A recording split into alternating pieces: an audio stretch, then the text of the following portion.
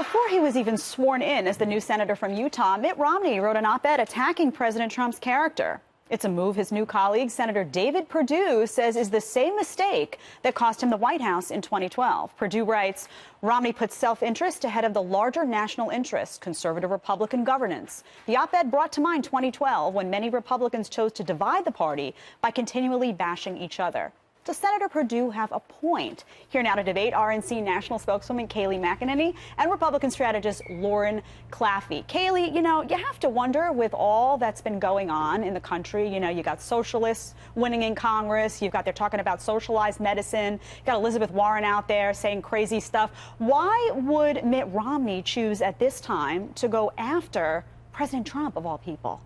Yeah, Jedediah, it's a great question, because as our chairwoman pointed out earlier in the week, when we are divided as a party, it paves the way for Democrats. And I would also make this point, that this week there was so much attention paid to Mitt Romney and divided Republicans. But if you take a moment and look at the Democratic Party, you had a congresswoman lace into a profanity-laced tirade against the president, calling for impeachment, Representative Sherman filing for impeachment, Nancy Pelosi and Jared Nadler saying, no, we don't want that right now.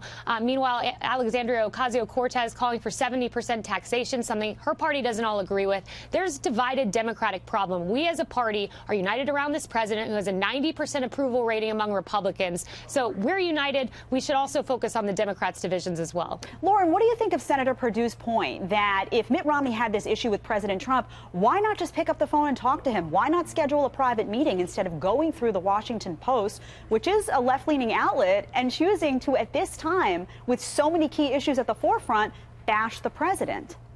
So I think this was a marker for Mitt Romney. I mean, he's been hounded by the media, the Washington media, about how he is going to respond to every tweet that President Trump sends out. And this, he was attempting to lay down the marker that don't hound me in the Senate halls. I'm here to do the job, and I'm not going to respond to every single thing that President Trump does. There's a lot of policy issues that we agree on and we're going to work together on. And there's going to be times that I don't agree with what he says or how he says it. And that was a play to his Utah constituency. The majority of Republicans out there are very proud of the work that President Trump is doing. They think he's an effective president, but they say time and again that they're embarrassed by his rhetoric sometimes. So President Trump and Mitt Romney are probably going to have a very effective working relationship, which is why President Trump, I don't think, came out swinging too hard against him in the tweet when he responded.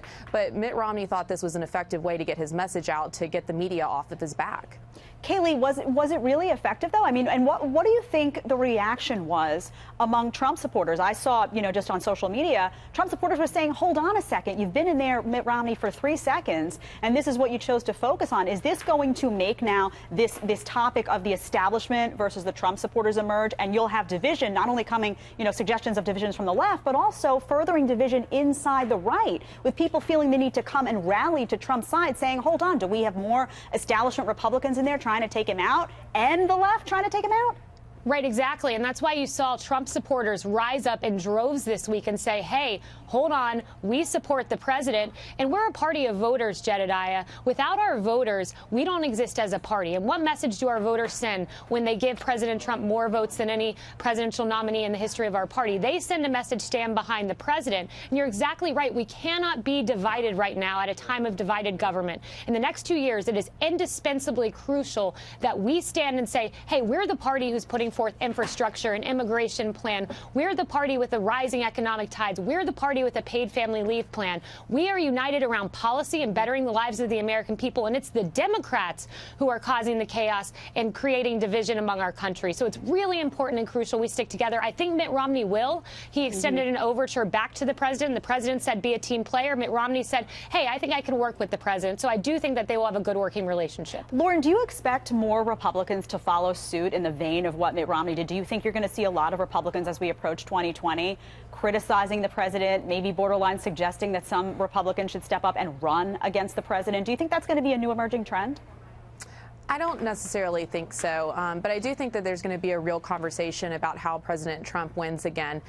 He's very popular among Republicans, but he only maintains around 39% support in America broadly. And so it's really difficult to win re-election with just 39% of the population behind you at any point.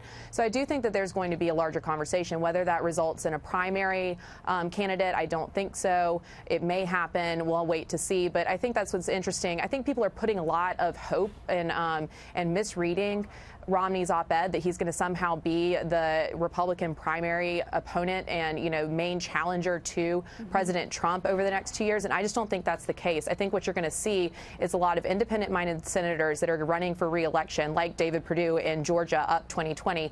And I read his op-ed, frankly, as a play to his Georgia base, where he is standing with the president because he just launched his 2020 campaign. And he's got to make sure that he's aligned with the president because the president maintains high popularity among Georgia voters, and he's going to have a tough race, just like we saw in the governor's race.